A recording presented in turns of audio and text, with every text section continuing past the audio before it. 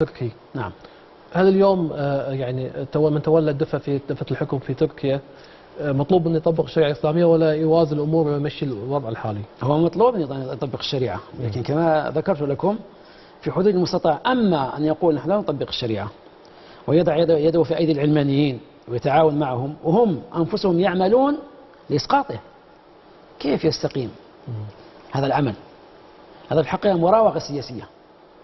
لكن أصل المشكلة أنا أراه في هذا، أصل المشكل هو القفز إلى سدة الحكم قبل الأوان، بمعنى يرتكب الإنسان مخالفات شرعية ليصل، وإذا وصل لابد يكمل مشواره في المخالفات الشرعية، وإلا سيناله السخط العام وتدخل الضغوط الخارجية، ويصير الواحد يعني يقول يلا بس افتك منكم بس فكوني.